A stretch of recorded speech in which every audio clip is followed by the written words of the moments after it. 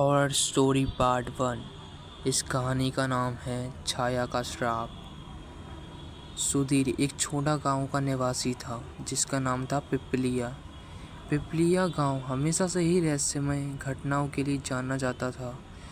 गांव के बुजुर्ग लोग अक्सर एक कहानी सुनाया करते थे जिसमें कहा जाता था कि गांव के किनारे स्थित पुरानी हवेली में एक छाया का श्राप है।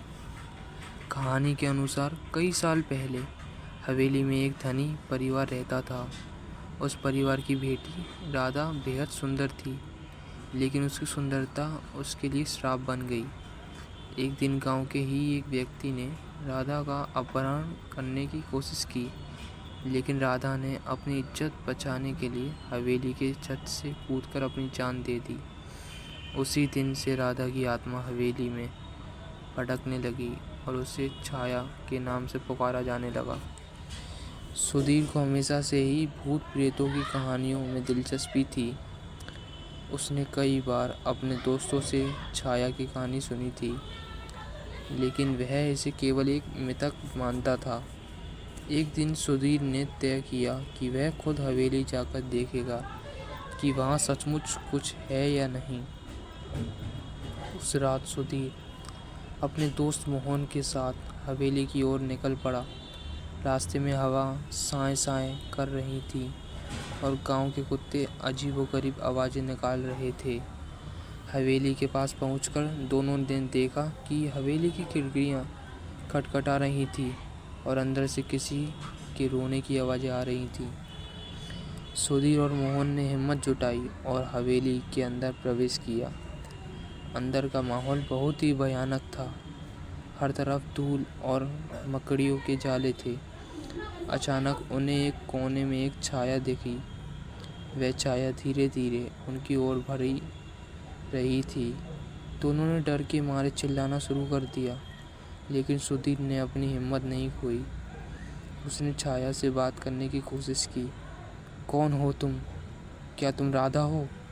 छाया ने धीरे धीरे सुधीर की ओर देखा और कहा, हाँ, मैं राधा हूँ।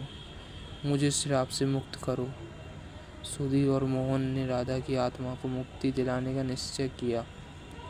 उन्होंने गांव के पंडित जी से सलाह ली। पंडित जी ने कहा कि राधा की आत्मा को मुक्ति दिलाने के लिए उस व्यक्ति का पता लगाना होगा जिसने राधा के साथ बुरा किया था, और उसकी माफ़ी मांगनी होगी। सुधीर और मोहन ने गांव के पुराने दस्तावेजों की छानबीन की और उस व्यक्ति का पता लगाया। उस व्यक्ति अब एक बूढ़ा हो चुका था और गांव के ही एक कोने में गुमनामी की ज़िंदगी बीता रहा था। सुधीर और मोहन ने उस व्यक्ति को अपनी गलती का एहसास दिलाया और उसे हवेली में ले आए। उस व्यक्ति ने राधा की आत्मा से माफ़ी मांगी और उसकी आत्मा को मुक्ति मिल गई। राधा की आत्मा के मुक्ति के बाद हवेली की छाया भी गायब हो गई। गांव के लोग अब उस हवेली को श्रापित नहीं मानते थे। सुधीर और मोहन की बहादुरी की कहानी गांव में मशहूर हो गई। पिपलिया गांव अब एक नए सवेरे की ओर बढ़ चला था, जहां ना तो कोई छाया थी, ना ही कोई डर। इस प्रकार सुधीर और मोहन ने न केवल राधा की आत्मा को मुक्ति दिलाई, बल्कि केवल के लोगों के दिलों से भी डर को निकाल फेंका, और इस तरह पिपलिया गांव फिर से खुशहाल जीवन जीने लगा। इसका पार्ट 2 चाहिए तो कमेंट में पार्ट 2 लिखिए और चैनल को सब्सक्राइब करना ना भूलिए।